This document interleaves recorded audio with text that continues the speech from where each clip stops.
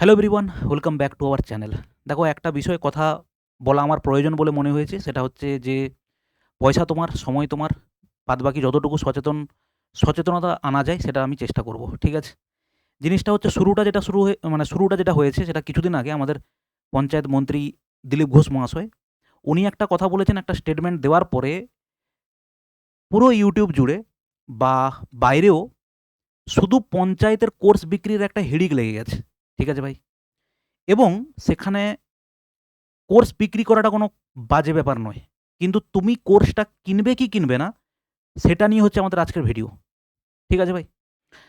মোটামুটি কিছুদিন আগে আমাদের আ দিলীপ ঘোষ মহাশয় উনি কথাটা বলেছিলেন যে আমাদের পঞ্চায়েত ডিপার্টমেন্টে ৬,০০০ প্লাস সামথিং ভ্যাকেন্সি আছে। ভ্যাকেন্সি ৬,০০০ নয়, ভ্যাকেন্সি অনেক বেশি আছে। একেকটা ডিপার্টমেন্টে ভ্যাকেন্সি শুনলে তোমার মাথা খারাপ হয়ে যাবে, সেটার ব্যাপার নয়। কিন্তু পঞ্চায়েত ডিপার্টমেন্টে উনি যেহেতু বলেছেন, তারপরে একটা হিড়িক লেগে গেছে যে কে কত পঞ্চায়েতের কোর্স বিক্রি করতে পারে। ঠিক আছে? বিক্রি করুক, সেটা অসুবিধা নেই। বাজারে অনেক কিছু বিক্রি হয়, সেটা তো আমরা সচেতন যে আমরা কোনটা আমার জন্য প্রয়োজন, সেটা বোঝানোর জন্যই হচ্ছে ভাই এই ভিডিও। অ্যাকচুয়াল তোমার পঞ্চায়েতের কোর্স কিনে কোনো লাভ হবে কি হবে না, সেটাই হচ্ছে বলার জন্য এখানে আসা।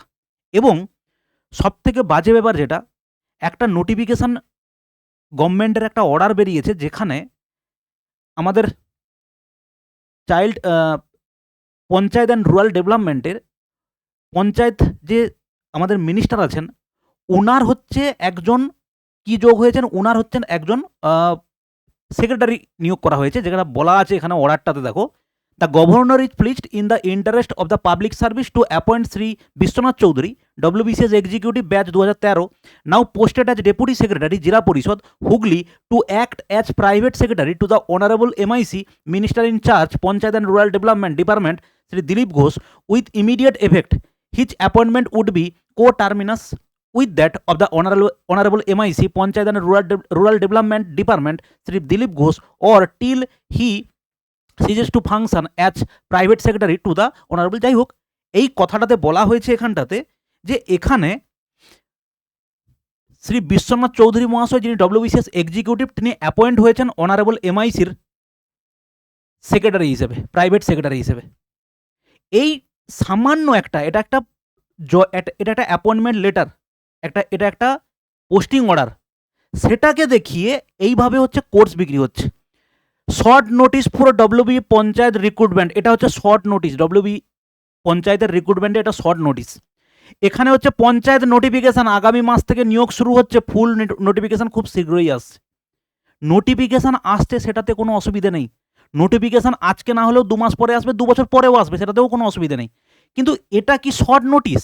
এটা শর্ট নোটিশ? এটা একটু তো সেন্স থাকা উচিত ভাই।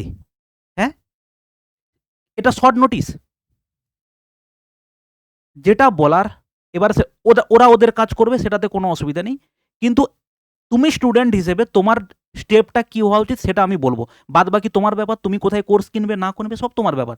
আলটিমেটলি কী হবে, 10টা কোর্স কিনবে, 10টা কোর্স কেনার পরে তুমি ফ্রাস্ট্রেটেড হয়ে যাবে, দিয়ে তারপরে বলে বেড়াবে যে সব বিজনেস করছে। ঠিক আছে? ভালো করে দেখো, এটা হচ্ছে পঞ্চায়েতের একটা সিলেবাস ছিল। এই বাংলাটুকু যদি ভাই বাদ দেওয়া হয় না, এই দিকের যে সিলেবাসটা আছে, এটা তুমি ওয়েস্ট বেঙ্গল গভর্নমেন্ট কেন, যে কোনো সরকারি চাকরির পরীক্ষা দিতে গেলে তোমাকে এই জিনিস পড়তেই হবে। পুরো সিলেবাসের এখানে মোটামুটিভাবে 80% হচ্ছে দেওয়া আছে। এখানে নাম্বার সিস্টেম, এলসিএম, এখানে অ্যাডভান্স ম্যাথ নেই, ম্যাথ এটা দেওয়া আছে। সাধারণ জ্ঞান প্লাস গ্রামীণ উন্নয়ন, ভূগোল, ইতিহাস, সংবিধান, সাম্প্রতিক ঘটনা, খেলাধুলা, বিজ্ঞান, পশ্চিমবঙ্গের জিকে, পশ্চিমবঙ্গের পঞ্চায়েত রাজ ব্যবস্থা, গ্রামীণ উন্নয়ন প্রকল্প, কৃষি ও গ্রামীণ অর্থনীতি।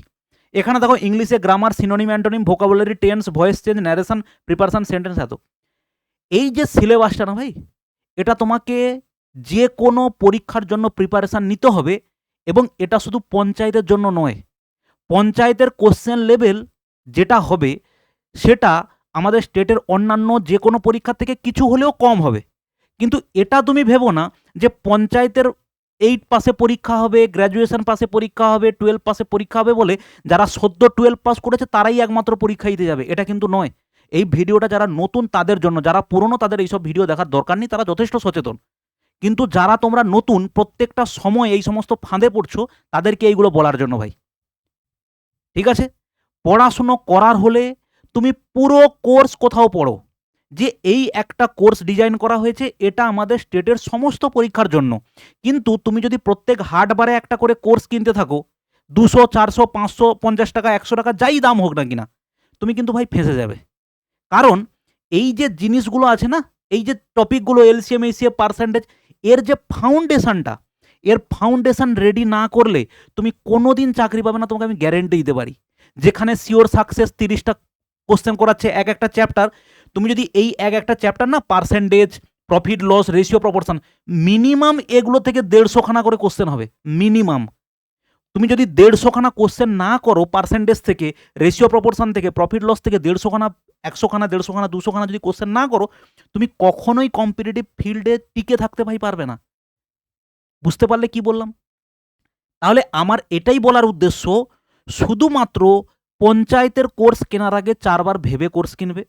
কারণ হচ্ছে এখানে এই যে সিলেবাসটা ভাই হবে না, এই যে সিলেবাসটা, এই সিলেবাস কমপ্লিট করতে যে কোনো কোচিং সেন্টারের মিনিমাম 7 থেকে 8 মাস টাইম লাগবেই লাগবে।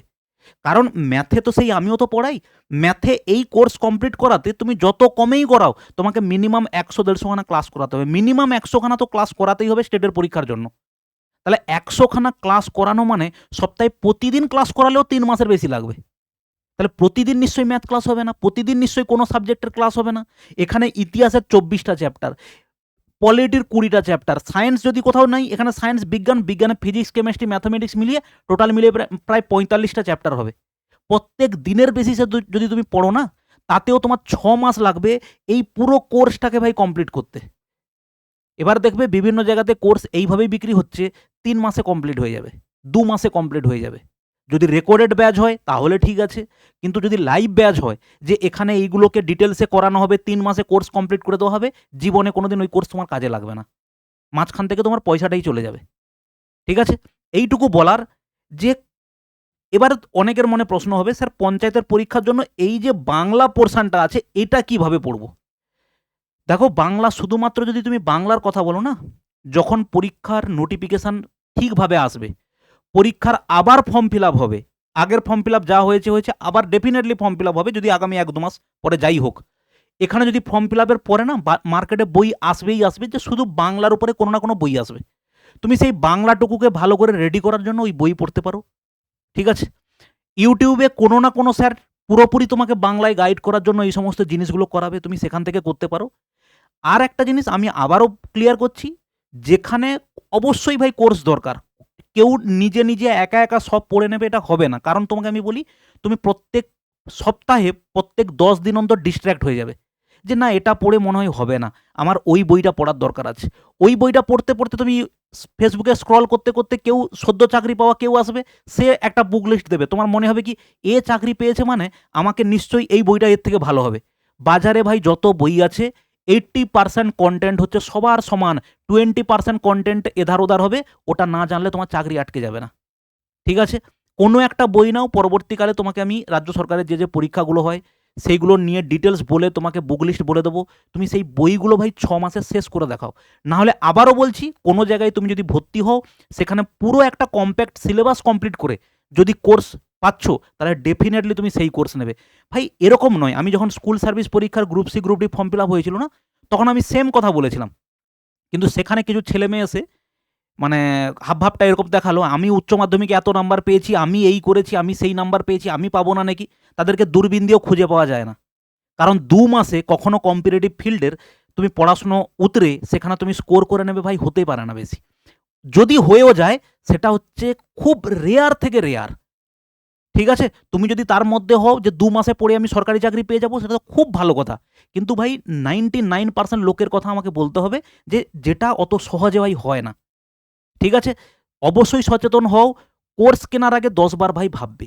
একবার তুমি কোনো একটা কোর্স কিনবে যেটাতে কম্প্যাক্ট সিলেবাস কমপ্লিট করা আছে, কারণ তুমি এই পঞ্চায়েতের পরীক্ষা হয়ে গেলে তুমি কি আর ভাই কোনো পরীক্ষা দেবে না? অবশ্যই তুমি পরীক্ষা দেবে, কারণ আমাদের রাজ্য সরকারের বর্তমানে যে টাইমটা বাড়িয়েছে, তাহলে 30+ এজের পরে যে বা যারা পরীক্ষা দেবে তাদের কাছে কিন্তু যথেষ্ট সময় আছে। কিন্তু এটা নয় শুধু বই নিয়ে বসে থাকবে, তোমাকে কোনো না কোনো কাজে ঢোকা অবশ্যই উচিত, কারণ 30-এর পরে তুমি যে বই নিয়ে সারা দিন পড়বে এটা নয়। ঠিক আছে ভাই, তো এই জিনিসগুলো বলার তোমাকে, আমাদেরই ইউটিউব চ্যানেলে তুমি ডেসক্রিপশন দেখো, ওখানে হচ্ছে পুরো চ্যাপ্টার ওয়াইজ ভাই ক্লাস ফ্রিতে করিয়ে দেওয়া আছে। 100টার উপরে ক্লাস এখানে করিয়ে দেওয়া আছে। তুমি চাইলে প্রত্যেকটা ক্লাসের শুধু কনসেপ্ট ক্লিয়ার করে নাও। কনসেপ্ট ক্লিয়ার করে নাও। তারপরে তুমি যে কোনো বই ধরো, তুমি অঙ্ক আরামসে করতে পারবে। ঠিক আছে ভাই? এই হচ্ছে বলার। আর এটা আমাদের হচ্ছে টেলিগ্রাম চ্যানেল আছে, তুমি এখানে জয়েন করতে পারো। এখানে ক্লাসের নোটিফিকেশান দিয়ে থাকি। বিভিন্ন পরীক্ষার যা নোটিফিকেশান আসবে তুমি এখান থেকে পেয়ে যাবে। আর এটা হচ্ছে আমাদের অ্যাপটা ডাউনলোড করতে পারো, ডেসক্রিপশানে লিঙ্ক আছে। ঠিক আছে? এইটুকু বলার। আগে ভালো করে সচেতন হও, চিন্তাভাবনা করো ঠিক করে। পার্টিকুলার কোনো কোর্স, কোনো এক্সাম ওরিয়েন্টেড যদি কোর্স নাও, ওখানে কিন্তু তোমার টাইম ওয়েস্ট হবে। একবার সিলেবাস কমপ্লিট করো, তারপরে তুমি দেখবে সামনে যত পরীক্ষা দেবে তোমার কিচ্ছু ভাই আটকাবে না। কিন্তু একটা জিনিস তুমি একটা লুপের মধ্যে ফেঁসে যাবে। কি বলো তো? আজকে সামনে পঞ্চায়েত পরীক্ষা আসছে। ২ মাস তুমি পঞ্চায়েতের জন্য পড়লে। তারপরে কি হবে? পরীক্ষা হয়ে গেল, তুমি পাস করতে পারবে না। তারপরে দেখবে ২ মাস পরে বা ৪ মাস পরে, ৬ মাস পরে আবার একটা পরীক্ষা দেখতে পাবে। তুমি সেটার জন্য আবার দৌড়াবে। এই পরীক্ষাটার জন্য পড়ে নিই, তারপরে আবার সিলেবাস কমপ্লিট করব। ঠিক তুমি সেম ভুলটা ওই পরীক্ষার জন্য করবে। এই করে দেখবে বছর ঘুরে যাবে, তুমি ধরতেও পারবে না। ঠিক আছে ভাই? কখনোই এক্সাম ওরিয়েন্টেড পড়াটাকে সবসময় ছাড়ো। প্রথম টার্গেট তোমার হবে পুরো সিলেবাস স্যার আমি কমপ্লিট করব। আগে ওইটাকে তুমি টার্গেট করো যে সিলেবাসটা স্যার আমি কমপ্লিট করব। তারপরে তুমি দেখো পরীক্ষা দাও, তোমার পরীক্ষা আটকাবে না। এবং সিলেবাস যখন কমপ্লিট হয়ে যাবে না, মক টেস্ট যখন দেবে, মকে হচ্ছে তুমি ভালো স্কোর করবে, তোমার কনফিডেন্স লেভেলটা অন্য জায়গায় চলে যাবে। তখন তোমাকে বোঝাতে হবে না যে এই কোর্স ভালো না ওই কোর্স ভালো। তুমি এখন কেন ছুটে বেড়াচ্ছ বলো তো? কারণ তুমি চাইছো যে কিছু একটা ধরে আমি মোটামুটি ভেসে থাকি। এইটা। ঠিক আছে? অতএব ভাবনা চিন্তা তুমি করবে, টাকা পয়সা তোমার, সময় তোমার। আমার জাস্ট বলার কথা, গাইড করার কথা, সেটা তোমাকে আমি করলাম। কোর্স একটাই হবে, প্রিপারেশন একটাই হবে, পরীক্ষা বারবার দিতে থাকবো। ঠিক আছে ভাই? ভালো থাকবে। অবশ্যই কমেন্ট করো, পজিটিভ, নেগেটিভ যা খুশি কমেন্ট করো। দেখা হচ্ছে আমাদের নেক্সট কোনো ভিডিওতে। বাই।